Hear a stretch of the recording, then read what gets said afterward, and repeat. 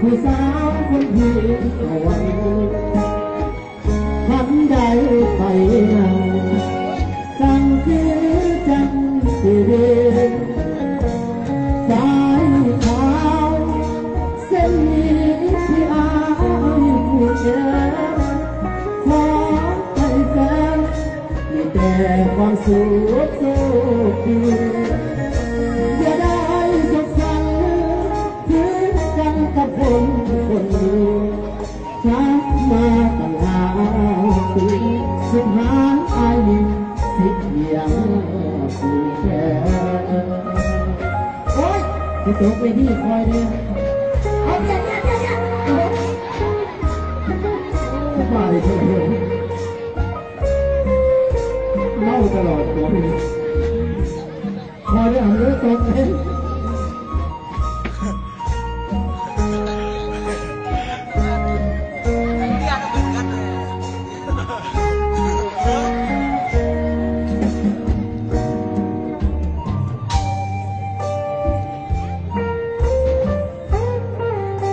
เอาโบไปซะเตียปกติเราดูเขาจนเดียวเตียกลับบ้านซะ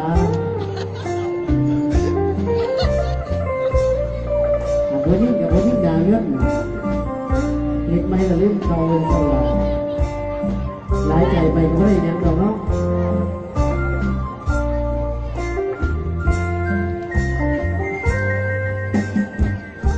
เลี้ยงน้อง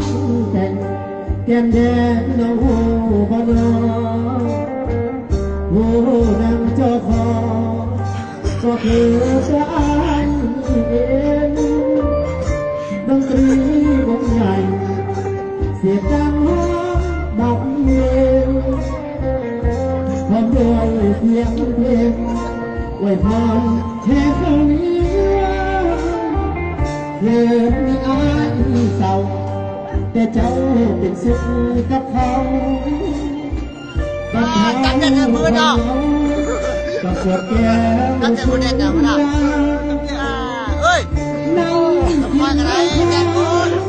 คนแก้มก็คือน้ำตาคือมีเขากอดกันดาอายก็สุรายใจอย่างซื่อๆส่งขา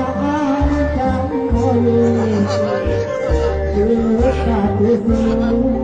หมดหนทางแก้อ้อนวอนทั้งของสวยเกินไปได้แต่ห้องเขานอนเป็นของเขาแล้วในวันน้องเป็นแค่คนเขามาขับตังดนตรีเสียจังบอกว่าเขาเต้นกันแล้วเสียงร้องเฮ้ยแซว